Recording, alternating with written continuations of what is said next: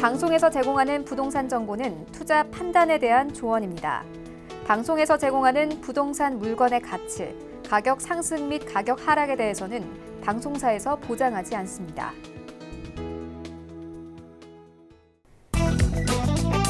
헤드라인 뉴스입니다. 국토부는 지난 31일 주택 공급에 관한 규칙 개정안을 입법 예고했습니다. 개정안은 주택 청약 1순위를 부여받는 최소 거주 기간을 1년에서 2년으로 늘렸으며 대상지는 서울과 과천, 광명, 성남 분당, 하남 등 수도권 투기 과열지구와 과천 지식정보화타운, 성남 위례, 하남 미사, 가밀지구 등 대규모 택지 개발지구입니다. 지난 1일 KB국민은행에 따르면 지난해 12월 전국 아파트 5분위 배율은 6.83으로 2011년 1월 이후 8년 11개월 만에 가장 높게 나타났습니다. 이는 지난해 12월 전국의 1분위 아파트 평균 가격은 1억 835만 원인 반면 5분위 고가 아파트는 7억 3,957만 원으로 11월 평균 가격보다 1,961만 원 상승한 데 따른 결과입니다. 국토부는 올해부터 주거급여 지원 대상을 중위소득의 44%에서 45%로 확대하고 임차 가구 기준 임대료를 지역에 따라 7.5%부터 14.3%까지 인상한다고 지난 1일 밝혔습니다. 주거급여는 취약계층의 주거 안정과 주거 수준 향상을 위해 임차료를 보조하고 주택 개보수를 지원하는 사업으로 1월 현재 103만 가구가 지원을 받고 있습니다.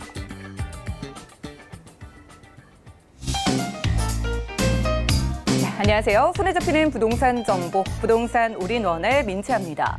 고가 아파트와 저가 아파트 간의 가격 격차가요. 서울뿐만 아니라 수도권 그리고 지방에서까지 그 양극화 현상이 심화되고 있다고 합니다. 지방에서도요. 대도시 인기 지역을 중심으로 수요 쏠림 현상이 이어지고 있다고 하고요. 새 아파트를 중심으로 똘똘한 한 채를 선호하는 현상이 이어지면서 나타난 결과라고 하네요. 오늘 부동산 올인원과 함께 하시면서 맞춤 투자 계획 세워보시기 바라고요. 저희 이 시간 함께 하시면서 아래 전화번호도 편안하게 이용을 해보시기 바라겠습니다. 궁금증 있으신 분들은 02-3153-2668번으로 전화 주시면 해결이 가능하고요. 무료 문자도 열려 있는데요. 013-3366-0110번으로도 메시지 지금부터 보내보시기 바라겠습니다. 또한 저희 방송에서 여러분들께 제공해드린 정보는 전문가들의 조언일 뿐 해당 부동산의 가치와 수익률을 보장하지 않는다는 점 기억하시면서 오늘도 유익한 시간 함께 하시죠. 부동산 올인원 힘차게 출발해 볼게요.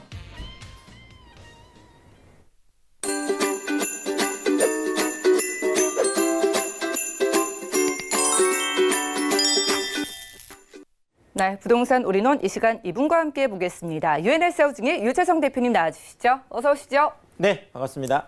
네, 반갑습니다. 자, 2020년의 첫 시작, 유재성 대표님의 강의 통해서 문을 열어보겠습니다. 새롭게 시작하는 마음으로요, 2020년의 부동산 시장엔 좀 어떠한 호재들이 기대되는지 살펴주신다고 하는데요. 이슈 진단 확인하시죠.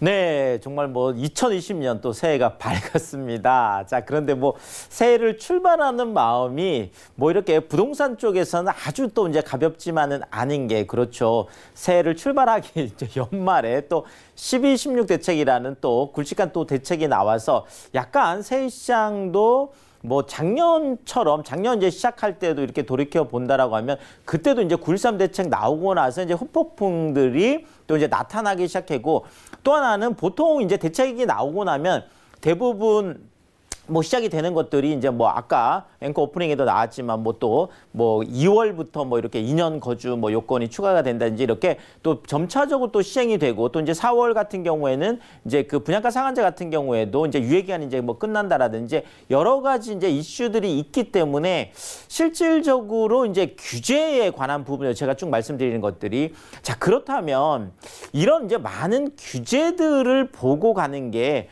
부동산 투자에 있어서 유리한 건지 아니면은 올 한 해도 정말 굵직굵직한 호재들이 많거든요. 지금 특히나 국제거래 복합지구라든지 그렇죠. 지금 마곡 쪽에서 일어나고 있는 또 하나 이제 큰 또 이제 마이스 축들 이런 것들이 시작되는 거라든지 아니면 지금 용산 쪽 같은 경우에도 올 한 해 굉장히 기대가 큽니다. 그래서 용산 쪽 같은 큰 이슈들. 자, 그렇다면 어차피 부동산 시장이라는 거는 규제와 호재가 같이 가는 시장이거든요. 이걸 어떻게 떼어서 생각할 수가 없습니다. 자, 그렇다면 우리가 어느 것을 보고 갈 건지 이제 그 부분에 관한 건데요.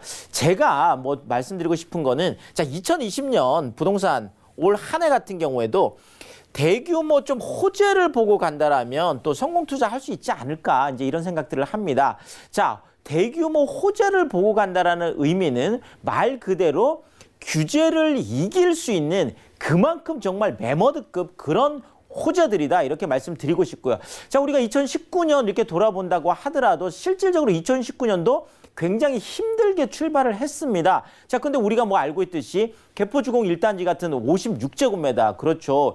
이것이 출발할 때 좀 뭐 여러 가지 힘든 뭐 조정들 그 속에서 그래도 20억 6천이라는 7천 정도 되는 어마어마한 실거래가를 보였었거든요. 자, 그럼에도 불구하고 하반기 쪽으로 가면서 계속 올라가다 보니까 결국은 30억 5천의 실거래가 되니까 1년 안에 엄청나게 올라가는 뭐 다른 것들도 거의 마찬가지죠. 뭐 잠실주공 5단지라든지 음마라든지 이런 것들도 실질적으로 연초에는 거의 한 3, 4억 정도 뭐 조정을 받아가지고 16억, 17억까지 조정을 받았었거든요. 근데 연말에는 뭐 22억, 뭐 또 뭐 거의 23억까지 이렇게 호가가 되는 이런 것들이 나타나듯이 결국 규제를 보고 작년 연초에 팔았던 분들은 뭐 굉장히 좀 그 후회를 많이 하고 계시는 그런 편이었고요.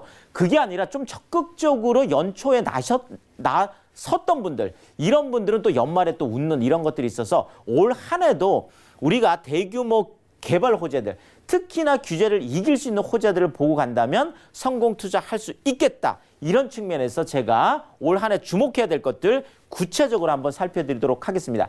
자, 올 한 해 중요한 것 중에 하나가 뭐냐면 40 서울 플랜이 이제 뭐 거의 또 확정이 돼 나가기 시작합니다. 자, 그렇다면 지금 2030 서울 플랜들이 지금 거의 이제 마무리가 되겠죠. 자, 근데 2040 서울 플랜은 제가 조금 설명을 드리자면 2030 서울 플랜을 연장하면서 좀 확대하는 이런 측면으로 갈 수 있겠다. 이렇게 말씀을 드리겠습니다. 그래서 지금 뭐 2030 서울 플랜이든 2040 서울 플랜이든 이것이 이제 서울시 도시 기본 계획이라는 건데요.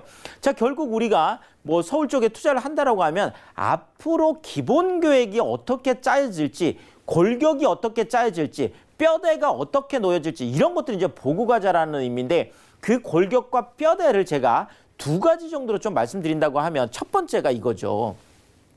자, 이제 서울이 새로운 이제 또 10년이 시작됐습니다. 그렇죠. 2020년이라는 그럼 2020년, 21년, 22년, 23년, 2024년, 25년 이렇게 이제 쭉 나갈 텐데 자, 이것이 대부분 방향을 보면 국제 뭐 업무지구, 국제교류 복합지구 또 뭐 또 국제금융지구 뭐 이런 국제자가 붙는 것들이 뭐 그냥 뭐 이렇게 그 보기 좋으라고 붙는 게 아니라 실질적으로 그런 국제 업무들을 수행하는 그러니까 글로벌한 그런 도시로 발돋움하는 자 그런 측면에서 보자라면 서울이 이제 국내 1위 도시에서 새로운 뭐 국제적인 뭐 우리가 뭐 뉴욕이나 런던이나 도쿄나 뭐 그렇죠 시드니나 이런 많은 그런 국제적인 도시들하고 어깨를 나란히 할 수 있는 이런 쪽으로 가기 위한 또 원년이 되는 게 올 한 해가 되겠다 이렇게 좀 예측을 해보고요. 자, 또 하나는 지금까지 서울이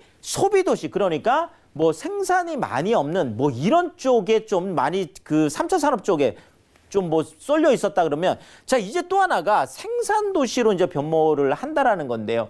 자 일단 뭐 4차 산업혁명이라는 게 일어나면서 예전에 2차 산업일 때는 굴뚝이 있어야만 생산이 가능했거든요.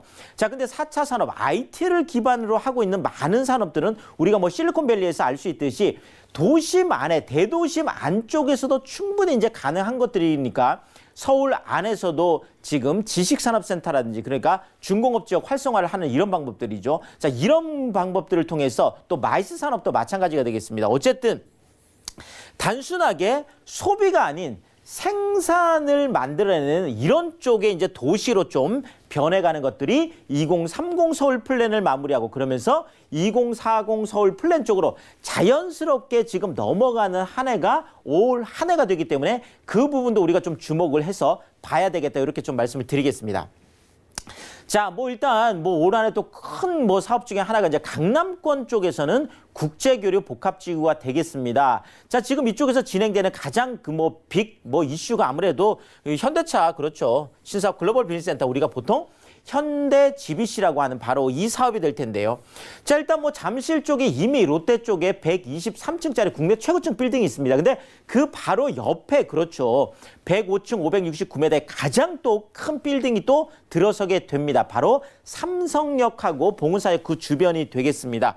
바로 이 주변에 지금 이것이 작년 말에 이제 드디어 5년 만에 거의 건축 허가를 받았죠. 실질적으로 이게 시작된 게 2014년에 시작이 됐거든요. 자, 그런데 5년 만에 건축 허가가 나면서 이제 올해 드디어 이제 첫 삽을 뜨게 되겠죠. 근데 이것이 뭐 현대 글로벌 비즈센터뿐만 아니라 그 주변에 많은 것들이 개발이 됩니다. 특히나 코엑스하고 지금 이 현대 글로벌 비즈센터 이 사이에 있는 그러니까 삼성역에서 봉은사역 이 14차선을 뭐 위는 완전히 공원을 만들고 또 지하 6층까지 파가지고 야구장 30개 규모 거대 지하 도시를 만들면서 이쪽에 GTX A 노선이라든지 GTX C 노선, KTX 위례 신사선, 2호선, 9호선까지 뭐 버스 90개 노선까지 환승시키는 바로 이 영동대로 복합 환승센터 계획이 있습니다. 자, 여기뿐만 아니라 잠실 종합운동장 뭐 주변으로 해서 이쪽도 마이스 산업에 또 그 주거 뭐 근거지로 만든다는 거잖아요. 그래서 그쪽도 뭐 호텔이라든지 컨벤션이라든지 특히나 지금 탄천교 쪽에 보행교를 만드는 것도 굉장히 큰 사업이 되겠는데 자, 그렇다면 이제 강남 쪽하고 잠실이 이제 브릿지를 통해서 연결되는 거거든요. 그러면서 또 한강으로 연결되는 이런 많은 사업들 전반적으로 보면 약 한 9개 정도 사업이 되는데요. 이 사업이 진행되려고 그러면 아무래도 사업비가 있어야 되겠죠. 이 사업비를 내는 바로 그 협약 그것이 작년 말 그렇죠. 얼마 전에 체결이 됐습니다. 그것이 서울시하고 현대차 그러니까 현대차에서 이 모든 사업들을 할 수 있도록 1조 7천억이라는 어마어마한 규모의 그렇죠. 공공기여금을 내는 바로 이행협약을 체결했습니다. 자, 돈이 들어왔다는 얘기는 이제 사업만 하면 된다는 얘기거든요. 그래서 마중물이 들어왔기 때문에 이 사업들이 올 한 해 쭉쭉쭉쭉 진행이 돼서 앞으로 2021년, 2023년, 2025년 정도가 되면 순차적으로 완성이 됐을 때 정말 뭐 서울이 야 정말 이런 것들이 있었나라고 할 정도로 많은 변화를 겪을 수 있는 그런 한 해가 되겠습니다. 자, 뭐 용산, 뭐 통개발 얘기 나오면서부터도 뭐 들썩들썩했던 바로 그건데 자, 지금 용산 같은 경우에도 많은 올 한해 또 변화들이 있을 것 같습니다. 일단 뭐 작년 말에 용산 지금 공원을 243만 제곱미터에서 303만 제곱미터로 무려 60만 제곱미터 그러니까 거의 약 한 70만 평에서 90만 평 규모로 지금 뭐 더 확장을 하겠다라는 거거든요. 자, 그렇다면 남산에서 용산공원에서 한강 지금 둔치까지 이어지는 이 거대한 녹지축이 거의 100만 평 이상의 뭐 정말 서울 안에서 정말 유일무이한 지금 큰 정말 뭐 녹지가 생긴다라고 보시면 될 것 같아요. 특히나 이제 녹지가 생긴다라는 건 그 주변에 많은 주거에 대한 혜택들이 있겠고 또 그 주변으로 또 많은 일자리들이 들어올 수 있는 이런 것들이 되겠습니다. 특히나 뭐 용산 쪽에 좀 일자리라고 한다면 용산 지금 철도병원 개발하고 용산 전자상가 지금 도시재생하는 이것들이 올 한 해 이제 가동이 될 것 같고요. 자, 또 하나가 2013년에 이제 그 좀 와해가 됐던 용산 국제업무지구 그렇죠. 지금 용산역 바로 앞에 있는 정비창 부지 바로 그 땅이 되겠는데요. 자, 여기가 작년에 법률 관계가 청산이 됐습니다. 자, 코레일에서 결국은 2,400억짜리 그 거대 그 소송에서 승소를 했죠. 그래서 모든 법률 관계가 청산이 됐기 때문에 코레일에서 더더구나 승소를 했기 때문에 이제 용산 국제업무지구가 다시 지금 재추진될 가능성이 굉장히 높아졌습니다. 그래서 올해 지금 어차피 용산 역세권 개발에 대한 지금 용역 결과가 지금 나올 텐데요. 자, 그렇다면 용산 쪽 같은 경우에도 새로 다시 꿈틀꿈틀할 수 있는 기반들이 좀 마련되는 그런 한 해가 되겠다 이렇게 말씀을 드리겠습니다. 자, 여기에다가 지금 마곡 쪽하고 지금 여의도 그러니까 실질적으로 보면 김포공항부터 시작을 할 텐데요. 자, 9호선 라인 생각하시면 되겠습니다. 자, 김포공항 같은 경우에도 도심공항으로 해서 지금 앞으로 1단계, 2단계 사업을 해서 5년 동안 정말 또 거대한 인천공항처럼 또 그렇게 개발하는 그런 프로젝트죠. 이것이 지금 확정이 됐기 때문에 진행이 될 것 같고 자, 이쪽에서 지금 마곡 쪽 같은 경우에도 지금 SH공사하고 지금 롯데컨소시엄에서 마곡 마이스 산업에 대한 협약을 체결했습니다. 이것이 바로 마곡 특별계획구역인데요. 자, 마곡 같은 경우에는 뭐 LG 사이언스 파크라든지 지금 뭐 롯데라든지 넥센이라든지 많은 지금 R&D들이 들어가면서도 사억했던 부동산을 12억까지 가는 기업을 토했거든요. 자, 근데 아직 시작도 안 됐습니다. 마곡 같은 경우에는 바로 이 특별계획구역 안에 있는 이런 호텔이나 컨벤션이나 특히나 거기 있는 스타필드 그 신세계에서 그 매입한 이런 땅들까지 다 개발이 된다라고 하면 이제 마곡은 더 들썩들썩할 것 같고요. 바로 지금 그 옆에 있는 CJ 부지, 그러니까 강남 코엑스 2배 규모의 지금 강서 제2 코엑스를 건설하겠다는 건데요. 지금 뭐 현대 컨소시엄하고 인창개발 이쪽에서 지금 진행을 하고 있죠. 그래서 아파트 원래 지을 수 있는 땅인데 아파트 안 짓겠다. 여기에다가 호텔이나 컨벤션을 더더구나 구글 캠퍼스 같은 그런 산업의 메카를 만들겠다. 그렇다면 지금 마곡 특별계획구역하고 강남, 그러니까 강서 제2코엑스 이런 것들이 컨소시엄을 같이 이제 시너지를 내는 거죠. 전체적으로 다 했을 때 이것이 지금 마곡 쪽에 엄청난 또 파워풀하게 또 진행이 될 것 같고요. 자, 그러면서 지금 여의도 같은 경우에도 그렇죠. 지금 파크원 지금 준공이 올해 지금 7월로 예정이 되어 있습니다. 현대백화점하고 또 많은 또 기업들이 도게 거기다가 뭐 지금 제가 마천루 경쟁이라고 해놨는데요. 지금 69층짜리 지금 해서 지금 4개 동이잖아요. IFC몰 이미 4개 동이 있죠. 자, 여기에다가 지금 브라이튼까지 MBC 부지까지 하자면 한 12개 정도의 유수산 빌딩만한 게 또 다 들어오는 거거든요. 자, 이렇다면 이런 것들이 또 핀테크, 파이낸싱 테크놀로지, 4차 산업 금융혁명 쪽에 또 허브가 될 것 같습니다. 자, 그렇다면 지금 김포공항, 마곡, 여의도에서 지금 구로 디지털 단지, 금천 쪽에 가산 디지털 단지까지 이어지는 이 또 큰 벨트, 4차 산업 벨트가 올 한해 또 주목을 받을 수밖에 없겠다. 이렇게 말씀을 드리겠고요.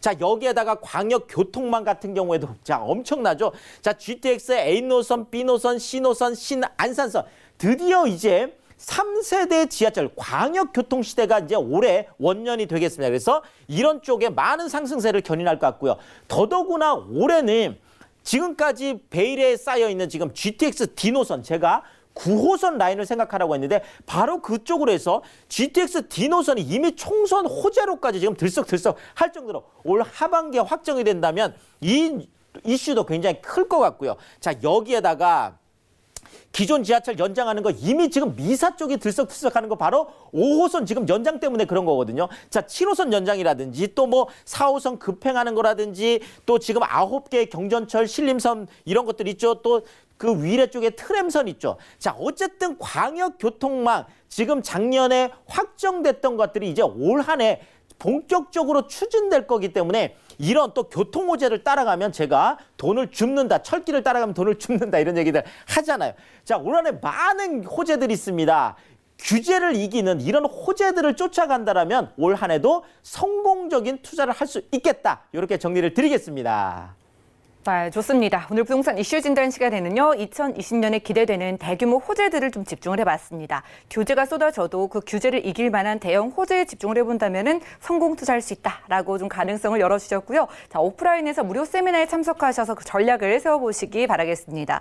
매주 수요일 그리고 토요일 오후 1시부터 무료 세미나가 진행되는데요. 일단 수요일에는 서울 역세권 소액 투자 실전 전략을 여러분들께 세워드린다고 하고요. 그리고 토요일 오후 1시부터는 서울 부동산 투자의 모든 것 여러분들께 드린다고 하니까요. 02-3153에 2668번으로 빠르게 연락 주셔서 대표님과 함께 해보시기 바라겠습니다. 자, 이제 정보 체크 시간 넘어가 볼 텐데요. 대표님 오늘 저희 어디로 떠나볼까요?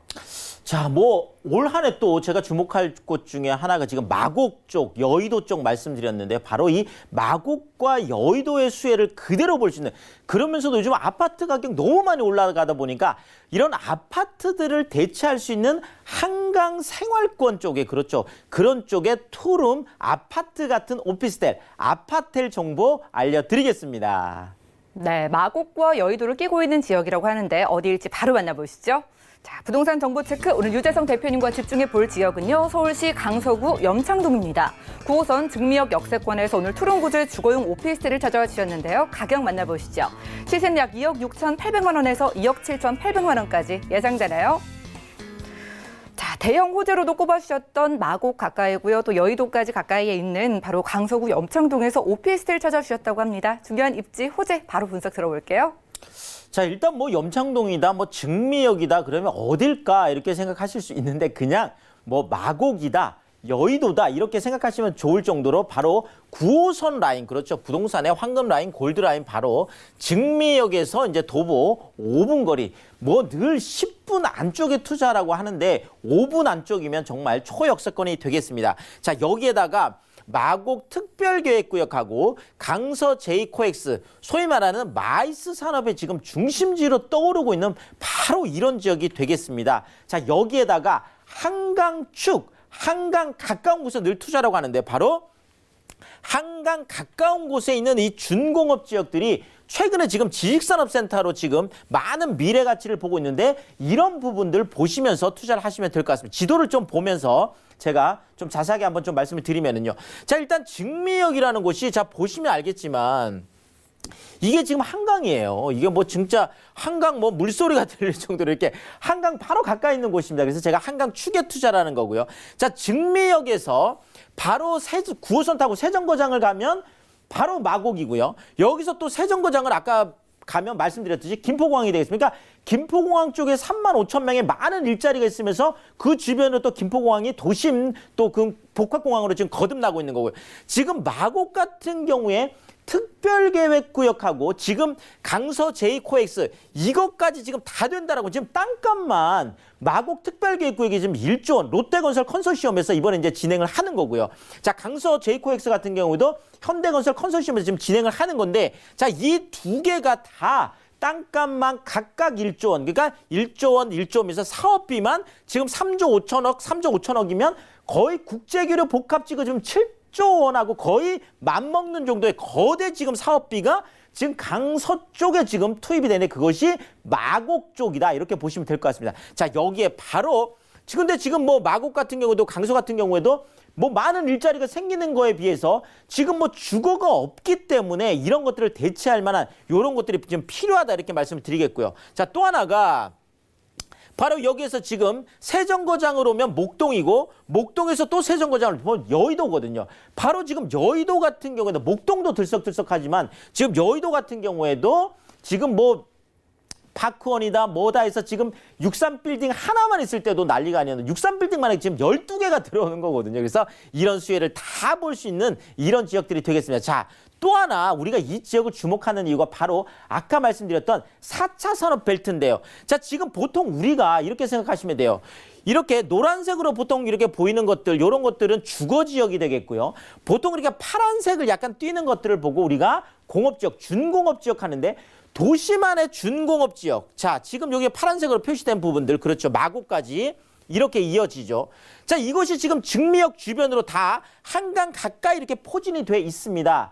자, 지금 12.16 대책 안에서도 앞으로 서울시 안에 있는 준공업 지역들을 활성화시키겠다는 건데요. 자, 지금 서울시 안에 600만 평의 준공업 지역이 있습니다. 자, 근데 이 준공업 지역 중에 거의 500만 평, 80%가 이 주변 지역으로 거의 포진이 되어 있습니다. 자, 그래서 아까 말씀드린 그 4차 산업벨트 말씀드렸는데 앞으로 이 준공업 지역들이 준주거 지역처럼 400%의 용적률을 가지면서 앞으로 1만 제곱미터에서 2만 제곱미터까지 좀 크게 이렇게 개발이 되는 대규모 개발이 되는 이런 것들이 이번에 또 발표가 됐기 때문에 앞으로 이쪽에 지식산업센터들 많은 일자리 4차 산업 일자리 이런 것들을 보고 투자하신다면 좋겠다 이렇게 정리 드리겠습니다. 네, 무려 7조 원 규모의 마곡 산업단지 개발 활발하게 진행 중이라고 하고요. 무엇보다 중공업 지역으로 둘러싸여 있기 때문에 저희가 이곳에 좀 주목을 해볼 필요가 있을 것 같아요. 전략은 어떻게 세워볼까요?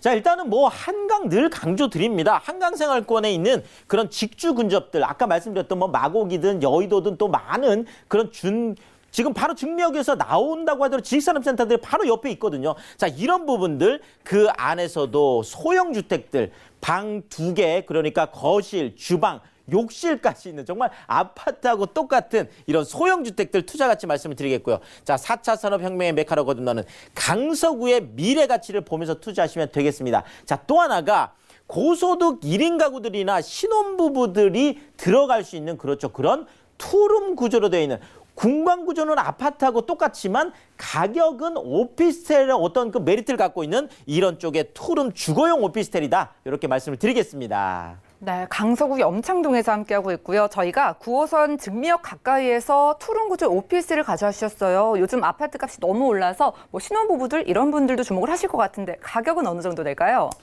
자, 이쪽 지역들도 보면은요, 한 3억대 그 증미역 부분 같은 경우에도 지금 3억대 분양했던 것들이 아파트가 지금 8억까지 올라갔습니다. 자, 이러니까 실질적으로 지금 뭐 신혼부부든지 뭐 1인 가구 중에서도 내가 조금 넓은 데 살고 싶어 하는 분들 있잖아요. 이런 분들이 참 선택하기가 굉장히 어렵습니다. 자, 그런데 이렇게 한강 가까운 곳이면서도 9호선에서 도보 5분이면서 그러면서도 김포공항 마곡이라는 많은 일자리 또 여의도 일자리까지 볼 수 있는 바로 이런 쪽에 지금 투룸 아파트 같은 오피스텔이 2억 6,800에서 약 한 2억 7,800 정도로 형성이 되어 있는데요. 당연히 지금 전세가 또 높게 형성이 되어 있습니다. 2억 4천에서 약 한 2억 5천 정도로 형성이 되어 있다 보니까 실제 투룸 아파트를 그렇죠. 9호선 라인에 있는 것을 2,800에서 3,800만 원이란 그러니까 3천만 원 내외로 원룸이 아니라요.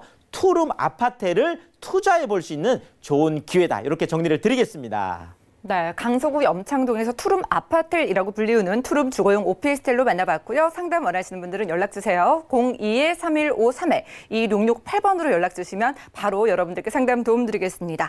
자, 무료 세미나가 준비가 되어 있는데요. 자, 서울 역세권 소액투자 실전 전략을 주제로 그리고 매주 토요일에는 서울 부동산 투자의 모든 것을 주제로 매주 수요일 그리고 토요일 오후 1시부터 무료 세미나 진행된다고 하니까요. 02-3153-2668번 같은 번호로 빠르게 연락을 주시기 바라겠습니다.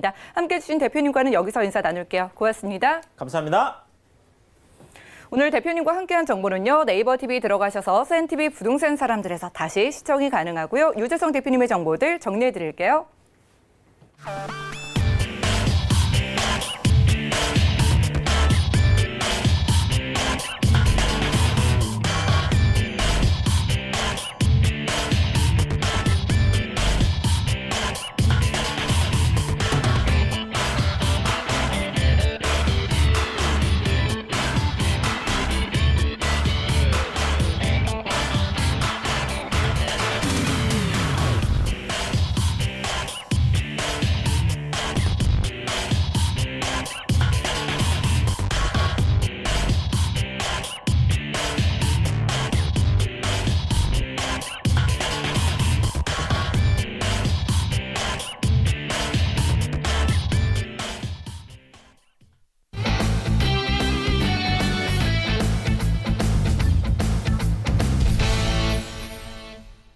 여러분들은 부동산 올인원과 함께하고 계십니다. 저희 방송에서 여러분들께 제공해드린 정보는 전문가들의 조언일 뿐 해당 부동산의 가치와 수익률을 보장하지 않는다는 점 꼭 기억을 해주시기 바라고요. 자, 전화, 문자도 방송 중에 또 방송 끝난 이후에도 많은 활용해보시기 바라겠습니다. 궁금증 남아있으신 분들은 02-3153-2668번 또 무료 문자번호 013-3366에 0110번으로 바로바로 연락주시면 저희가 구체적인 상담 도움 드릴게요. 자, 이번 순서는요. 오랜만에 나와주시는 분이신데요. P&J 부동산 연구소의 김대진 이사님 모시고 채워가 보겠습니다. 어서 오시죠. 네, 안녕하세요. 네, 반갑습니다. 네네. 저는 이사님과 두 지역 떠나볼 텐데 요즘 부동산 투자 어떻게 해야 되는지 좀 어려움을 많이 느끼세요. 오늘 두 지역 어디로 떠나볼까요? 네, 일단 첫 번째는 서울의 중심부죠. 중심부 중에서도 또 핵심적으로 개발일 자체가 앞으로 좀 굉장히 많이 예정이 되어 있는 곳이면서 재개발, 재건축에 대한 기대감도 상당히 또 높은 관심을 좀 보여주고 있는 용산에 위치하고 있는 청파동으로 떠나보도록 하겠고요. 두 번째 같은 경우에는 세간의 화제, 작년부터 지금까지도 꾸준하게 사랑을 받아오고 있는 영등포 지역에 대해서 한번 알아보는 시간 갖도록 하겠습니다. 네, 오늘은 꾸준히 관심을 가지고 있는 두 지역인 용산구와 영등포로 각각 떠나보겠습니다. 첫 번째 지역 우선 보시죠. 자, 오늘 김대진 이사님과 첫 번째로 주목할 지역 살펴보시죠. 바로 서울시 용산구 청파동 가볼 텐데요. 4호선 숙대 입구역 역세권에서 오늘 1.5룸 구조 그리고 투룸 구조의 다세대 주택을 찾아오셨습니다. 가격 살펴볼게요. 시세는 약 3억 5천만 원에서 4억 2천만 원까지 잡혀 있나요? 자, 용산 지역은 개발이 본격화되고 있고 또 진행되는 개발 소식이 좀 빠르게 일정이 잡히면서 더욱더 주목을 받고 있습니다. 용산구 청파동 입지부터 살펴볼까요? 네, 일단은 용산이라고 하는 것들 많은 분들이 관심을 가지고 있는데 사실 매물이 상당히 많이 없죠. 예, 투자하고 싶어도 사실 뭐 아파트 같은 경우는 기본적으로 6억 이상으로 투자금이 필요하실 테고요. 기본적으로 뭐 소액으로 좀 접근하실 경우에도 뭐 지역별로 조금 다소 구간별로 시세가 좀 다르긴 하겠지만 용산역 쪽 라인으로 내려간다면 기본적으로 투자금 자체가 2억에서 2억 중반 정도 필요하시게 되겠고요. 그리고 그 위쪽 라인들의 서울역 쪽 라인으로 조금만 올라오신다면은 금액대가 다소 저평가돼 있는 그런 금액대를 만나보실 수가 있는데 그렇기 때문에 소액 투자가 아직도 용산 쪽에서도 가능한 비교적 아래쪽 라인들보다는 그 위쪽 라인의 서울역 쪽 라인으로 좀 포커스를 맞춰보시는 것이 좋지 않나 싶습니다. 자, 일단은 서울역 쪽 라인들 같은 게 교통편 지금 현재 1호선과 4호선 그리고 공항철도 라인이 구성이 되어 있죠. 자, 그리고 아래쪽 라인으로 조금만 내려온다면은 이제 공덕역에 위치하고 있는 가까운 곳에 뭐 삼각지나 공덕역이 또 위치하고 있기 때문에 뭐 5호선이라든지 6호선 라인들도 같이 이용해 볼 수가 있겠습니다.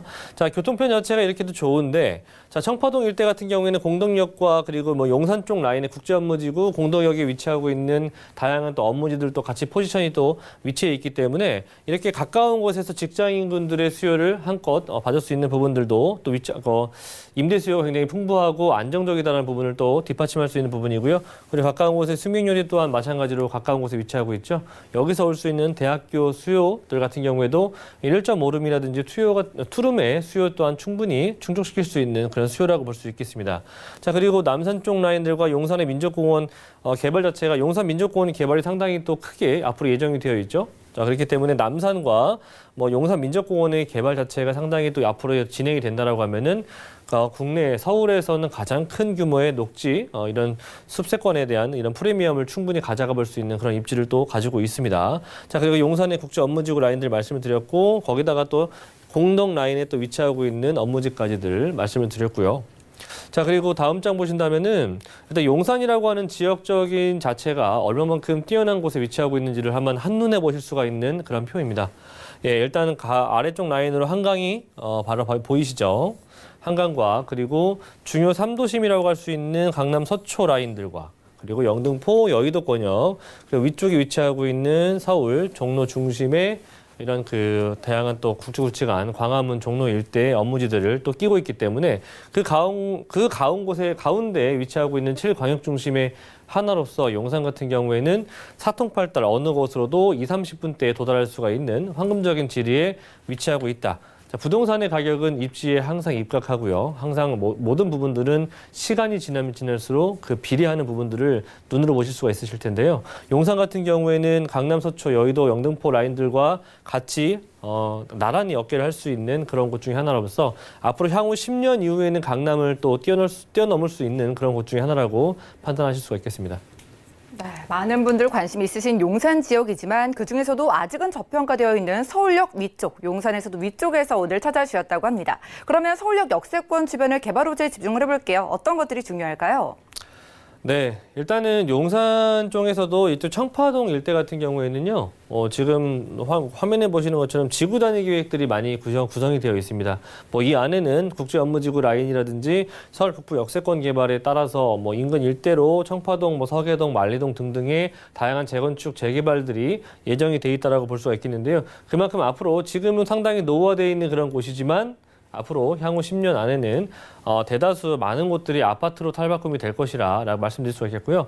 용산은 이렇게 정말 초호화 초고층 빌딩들이 앞으로 즐비하게 될 수 있는 마천루를 볼 수 있는 그런 대규모 상업시설로 탈바꿈이 될 것이기 때문에 그 가치 또한 상당히 높게 평가할 수가 있는 그런 개발 호재를 가지고 있다라고 말씀드릴 수가 있겠고요. 그리고 다들 알고 계시는 것처럼 뭐 용산의 국제업무지구 라인들은 다들 알고 계시죠? 자, 56만 제곱미터에 달할 정도로 상당히 대규모로 구성이 될 것이고요. 지금도 국책 사업들이 계속해서 지금 만들어지고 개발이 되고 있기 때문에 대다수의 용산국제업무지구 같은 경우에는 70% 이상이 국책사업으로 구성이 될 것이기 때문에 시간이 걸릴 뿐 계속해서 진전이 되고 계속해서 개발이 되는 그런 개발 호재다.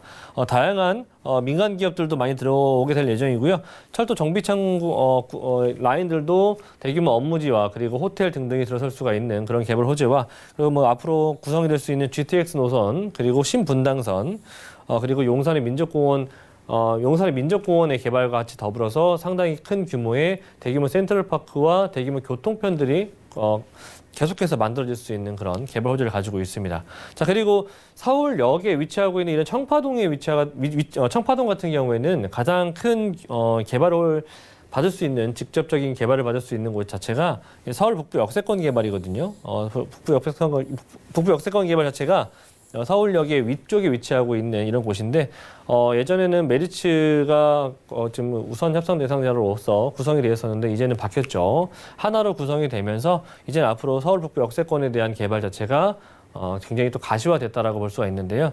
서울 북부 역세권 개발 용산의 국제업무지구에 좀 버금갈 수 있는 정도의 마이스 산업이 구축이 될 것이고요. 호텔, 그리고 전시관, 오피스 등등의 대규모 일자리 타운과 또 이런 판매 그리고 면세, 백화점 등등이 들어설 수 있는 대규모의 인프라 시설이 구축이 될 것입니다. 자, 그렇게 되면서 북부 역세권의 개발을 필두로 해서 서울역의 왼쪽과 그리고 오른쪽 라인들 그리고 남부 역세권 개발까지도 같이 구성이 될 것인데 제가 공덕과 그리고 바로 아래쪽에 위치하고 있는 아현뉴타운 같은 경우에도 지금 대규모 아파트화로 탈바꿈이 되고 있죠. 되었기도 하고요. 자, 그렇게 공덕과 아현뉴타운의 개발에 힘입어서 계속 우측으로 개발이 진행이 되고 있다는 부분입니다. 가장 중요한 부분인데요. 이렇게 서울 북부 역세권의 개발을 필두로 해서 지금 많은 재개발과 재건축이 예정이 되어 있는 부분들도 마찬가지로 향후 10년에는 굉장히 빠르게 발전할 수 있는 부분이 되면서 이렇게 아파트화로 탈바꿈이 된다면 기존에 위치하고 있는 이런 소형 주택들은 가격대 또한 마찬가지로 같이 상승할 수 있다는 부분들을 말씀드리고 싶습니다.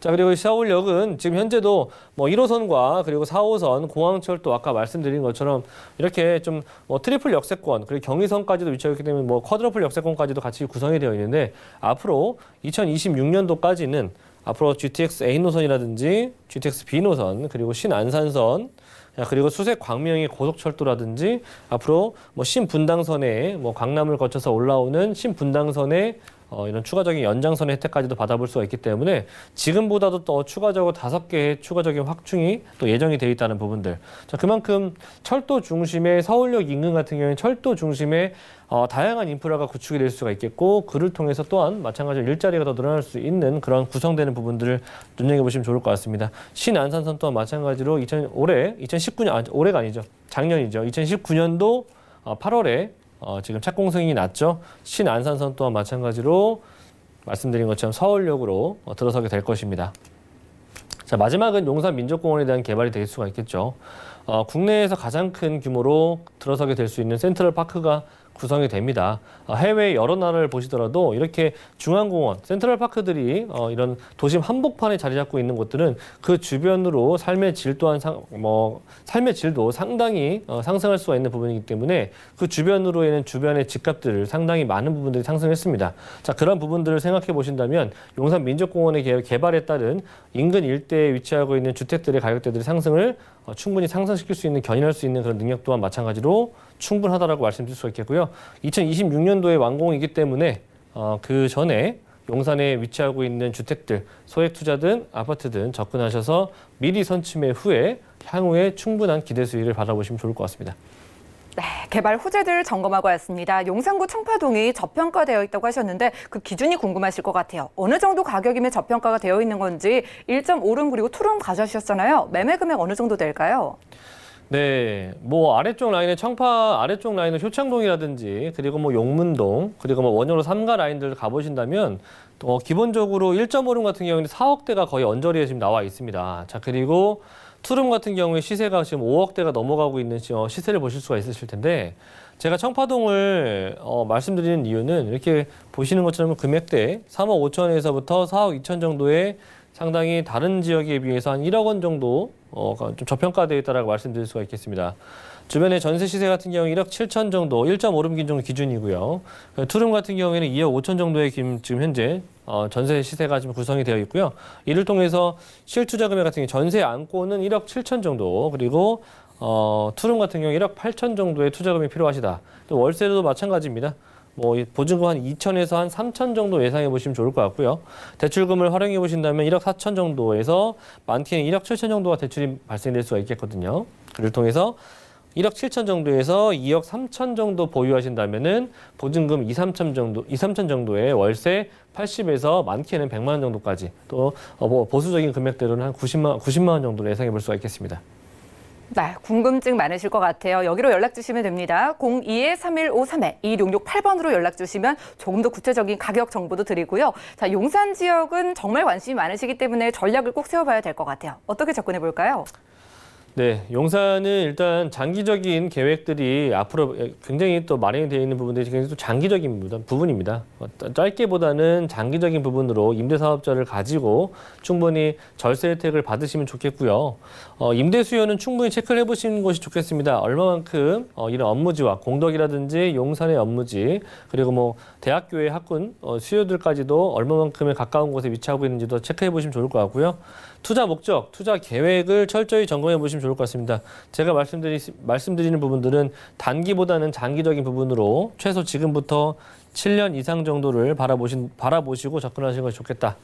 자, 그래서 전문가와 충분한 임장 활동을 좀 필수적으로 해보시면서 주변 시세를 한번 탐색해 보시는 것이 좋지 않겠다 싶습니다. 네, 임장 나가보시기 바라겠습니다. 용산구 청파동에서 1.5룸 그리고 2룸 구조의 다세대 주택으로 찾아봤고요. 다음 지역도 공개할게요. 자, 부동산 정보 체크 김대진 이사와 두 번째로 주목할 지역은요. 바로 서울시 영등포구 영등포동입니다. 5호선 영등포 시장역 역세권에서 이번에도 1.5룸 그리고 2룸 구조의 오피스텔을 찾아주셨는데요. 오피스텔의 가격 살펴보시죠. 시세는 약 2억 3천만 원에서 3억 3천만 원까지 예상되고 있습니다.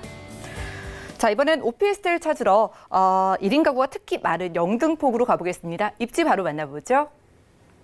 네, 영등포는 일단 소형 주택들 투자하실 때는 지금 현재 일자리 수요들 자체가 상당히 더 젊고 그렇기 때문에 소형 주택들 위주로 좀 투자를 하셔야 될 이유가 좀 충분합니다. 첫 번째 자료를 보신다면은 서울의 25개구 중에서 세 번째로 혼자 사는 인구가 34%를 상회할 정도로 상당히 높은 비율을 차지하고 있습니다.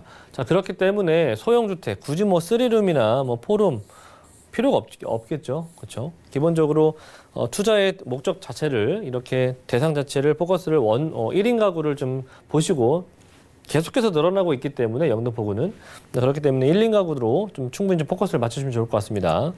자, 그리고 영등포동, 영등포 7가 라인들 추천드리는 이유는 일단적으로 영등포 7가 라인들이 여기 국회대로 라인에 가까운 쪽 라인이거든요. 그쪽을 보신다면은 뭐 주변에 뭐 일단 지하철 라인들도 5호선 라인들 상당히 가깝고요. 가까운 곳에 빅마켓이라든지 영등포역 같은 경우에도 위치하고 있는 뭐 백화점 등등 그리고 다양한 인프라 시설들 구축이 되어 있고요. 병원 이런 수요층도 상당히 또 충분하겠죠. 자, 그리고 가장 중요한 부분은 영등포 뉴타운에 들어가 있는 라인들인데 영등포 7가 라인들 같은 경우엔 영등포 뉴타운에 들어가 있는 뭐 이런 뭐 아크로 타워라든지 뭐 두산 그리고 SK 등등의 아파트들이 앞으로 계속해서 지어지게 될 것입니다. 그를 통해서 1층에 위치하고 있는 상업시설들을 같이 공유할 수 있는 부분들이 상당히 큰 메리트라고 볼 수가 있겠는데요. 그런 메리트들이 굳이 아파트를 가지고 있지 않아도 단지형 오피스텔이라든지 단지형 이런 다세대 같은 경우에도 충분히 같이 누려볼 수 있다라고 하는 부분들이 상당히 큰 장점입니다. 그렇기 때문에 7가 라인들을 또 좀 집중해서 보실 필요가 있겠고요. 자, 그리고 7가 라인들 같은 경우에는 여의도가 상당히 또 가깝습니다. 여의도에는 뭐 일단 IFC로 유명하죠. 국제 금융의 중심지로서 다양한 또 금융 특화지구와 그리고 방송 특화지구, 정치의 특화지구로서 세 가지의 섹터로서 구성이 되어 있는데 여기에서 발생될 수 있는 많은 이런 수요층 자체가 또는 타겟층 자체가 많다라는 부분 또한 마찬가지로 걸어 다닐 수가 있기 때문에 그런 입지를 좀 충분히 제가 7가 라인들을 충분히 보시라고 말씀드릴 수가 있겠습니다. 그리고 영등포라고 하는 지역 자체는 뭐 공덕 그리고 여의도 그리고 왼쪽에 마고 그리고 뭐 여기 위쪽에 위치하고 있는 종로 광화문 일대 그리고 강남의 라인들도 상당히 가깝기 때문에 30분대로 충분히 가능할 수가 있기 때문에 직주 근접성으로도 굉장히 최적의 공간이라고 말씀드릴 수가 있겠습니다. 네, 영등포구 7가라고 하고요. 여의도까지 걸어서 갈 수 있다고 하니까 생활권으로 묶어서 보시면 되겠습니다. 개발 호재도 함께 만나볼까요? 네, 개발 호재 일단 국회대로 라인들을 따라서 신월 IC에서부터 국회대로 라인들까지 따라서 여의도에 들어가는 재물포결 지하사업 구간 같은 경우에는 지금 현재 한창 진행 중에 있죠.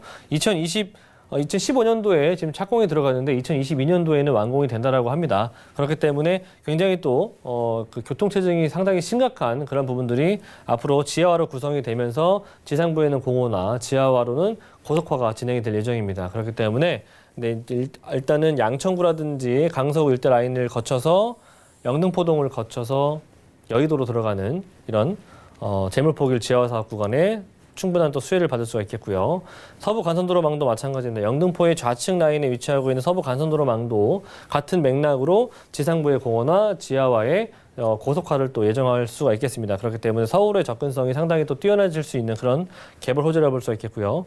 GTX 비노선 지금도 교통편이 상당히 좋은 곳입니다. 영등포는 뭐 2호선과 5호선, 9호선을 가지고 있는 그런 라인이기도 하지만 일단 앞으로 GTX 비노선 같은 경우에도 2019년도 8월에 예타가 통과가 됐기 때문에 앞으로 구성될 일만 남아있죠. 그렇기 때문에 좌우 송도에서부터 마석까지 이어지는 이런 굉장히 또 긴 구간 자체가 상당히 서울로의 접근성이 상당히 좋아지고 서울 외곽으로의 접근성이 상당히 좀 좋아지는 그런 개발 호재도 가지고 있죠. 신안산선 또한 마찬가지로 밑에 안산 한양대에서부터 올라오는 광명을 거쳐서 이런 영등포를 거쳐서 공덕과 서울역까지 들어가는 추가적인 광역 철도망도 또한 구성이 될 것이기 때문에 지금도 좋은데 앞으로 GTX 노선과 신안산선이 더 추가적으로 구축이 될 예정입니다. 자, 그리고 뭐 IFC 안에도 굉장히 또 다양한 쇼핑몰이 있지만 여의도 안에는 또 파크원이 또 계속해서 지금 개발 중이죠. 한창 지금 지어지고 있습니다. 2020년도 올해 완공을 목표로 두고 있습니다. 국내 최고 큰 규모로 H백화점이 들어설 예정이고요. 이 안에는 백화점 쇼핑몰 이외에도 추가적으로 오피스 시설들이 들어서게 될 것이면서 굉장히 많은 일자리가 탄생할 수 있는 그런 개발 호재를 가지고 있습니다. 자, 여기에다가 같이 더불어서 MBC 사업 같은 경우에도 같은 규모로서 오피스동과 판매, 쇼핑, 시설들이 즐비할 수 있는 그런 내용들을 구성이 될 것이기 때문에 여의도 안에 추가적인 일자리가 늘어날 수 있는 이런 개발 호재를 가지고 있습니다. 자, 그 영등포 7가 라인들은 여의도에서 걸어 다닐 수가 있겠고요. 굳이 지하철을 타지 않아도 이런 다양한 인프라 시설들을 같이 만나보시게 될 것이고요. 그리고 다양한 개발 호재를 직접적으로 받을 수 있는 곳이기 때문에 적극적으로 제가 추천드릴 수 있는 그런 지역 중에 하나입니다. 자, 이렇게 여의도를 걸어서 갈 수 있는 투룸 그리고 1.5룸의 오피스텔 과연 가격 어느 정도일까 궁금하실 것 같아요. 시세 어떻게 될까요? 예, 시세가 지금 뭐 이쪽 지역 같은 경우에는 영등포 구청역이라든지 그리고 뭐 그 위쪽 라인 당산역에 비해서 상당히 좀 저평가되어 있는 금액이기도 합니다. 일단 1.5룸의 시세가 2억 3천 정도에서 투룸의 시세가 3억 3천 정도 구성이 되어 있고요. 자, 그리고 전세를 굉장히 또 좀 높게 지금 나와 있어요. 전세가가 상당히 또 높게 잘 맞춰지고 있는데 이 주변에 2억 1,500 정도에서 구성이 될 거예요. 전세가 지금 나와 있고요. 그리고 투룸 같은 경우에 2억 9천 정도에서 3억 1,000까지도 구성이 되어 있습니다. 자, 이를 통해서 실투자 금액 같은 경우에는 전세를 안고 투자하신다면은 1,500에서 뭐 많게는 4천 정도를 보유하신다면 투자가 가능하시겠고요. 월세에 임하신 분들 같은 경우에는 실질적인 뭐 대출을 좀 발생을 시키신다면은 9천만 원 정도에서 1억 6천 정도 보유하신다면은 월세가 상당히 또 높아요. 예, 월세 금액이 2천에서 적게 뭐 1.5룸 같은 경우에는 70만 원, 그리고 투룸 같은 경우에는 90만 원 정도 예상해 볼 수가 있는 그런 지역입니다. 네, 역시나 관심 있으신 분들 바로 연락 주시기 바랄게요. 02-3153-2668번 아래 전화번호 활짝 열려 있고요. 자, 이제 월세가 기대된다고 하셔서 궁금증이 많으실 것 같은데 전략은 어떻게 세워볼까요? 네, 이 또한 마찬가지입니다. 일단 업무타운으로의 밀집 지역인가, 그리고 얼마 정도의 그 업무타운으로의 접근성이 상당히 좋은가도 좀 상당히 좀 전문가와 임장 활동을 통해서 한번 보셔야 되지 않겠습니까? 그렇기 때문에 직장인 수요 풍부한지 얼마만큼 밀집 지역인지 한번 체크해 보시면 좋을 것 같고요. 그리고 뉴타운 개발이라고 제가 말씀드렸죠. 영등포 뉴타운 내에 개발하는 것이기 때문에 그 뉴타운 개발로 인해서 집가의 상승분, 그리고 뉴타운 개발로 인해서 인프라에 구성되는 부분들을 같이 누려보실 수 있는지 없는지 한번 살펴보시면 좋을 것 같습니다. 주거 환경 개선되는 부분들 눈으로 한번 살펴보시면 좋을 것 같고요. 자, 세 번째 같은 경우에는 전문 임대 관리 시스템이 들어가 있는지 아닌지 한번 살펴보시면 좋을 것 같습니다. 단지형이기 때문에 100세대가 넘는 것으로 좀 구성을 해보시는 것이 좋지 않나 싶고요. 전문 임대 관리 시스템이 있다라고 하면은 환금성이 상당히 좋고 임대를 놓기 너무나도 좋은 편리한 그런 것이기 때문에 있는지 없는지도 좀 살펴보시는 것이 좋지 않나 싶습니다. 네, 영등포구 영등포동에서 1.5룸 그리고 투룸 구조의 오피스텔까지 점검하고 왔고요. 그리고 미래를 내다보는 눈을 키워드리는 무료 세미나도 준비가 되어 있습니다. 매주 일요일 그리고 오후 1시부터 진행되고요. 주제는 10년 뒤 무섭게 변할 지역에 투자랍니다. 여러분들 선착순으로 딱 10명까지만 참여가 가능하다고 하니까 빠르게 연락 주시기 바랄게요. 02-3153-2668번 같은 번호로 연락 주시기 바라겠습니다. 자, 이 시간 채워주신 김대진 이사님과는 여기서 인사 나눌게요. 고맙습니다. 네, 감사합니다. 오늘 이사님과 함께한 정보는요. 네이버 TV 들어가셔서 CNTV 부동산 사람들에서 다시 보실 수가 있겠고요. 김대진 이사님의 부동산 정보들 정리해 보시죠.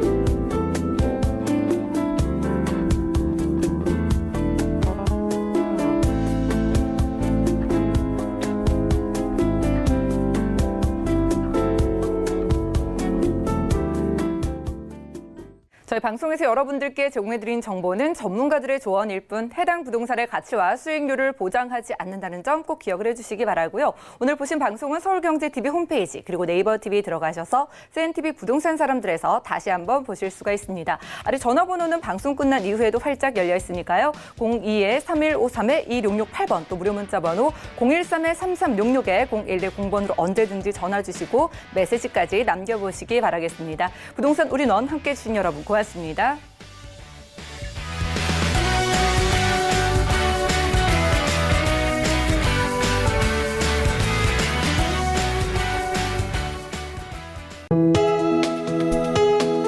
본 방송에서 제공하는 부동산 정보는 투자 판단에 대한 조언입니다. 방송에서 제공하는 부동산 물건의 가치, 가격 상승 및 가격 하락에 대해서는 방송사에서 보장하지 않습니다. 상담 완료 시 본 방송에서 제공하는 부동산 정보는 투자 판단에 대한 조언입니다. 방송에서 제공하는 부동산 물건의 가치, 가격 상승 및 가격 하락에 대해서는 방송사에서 보장하지 않습니다.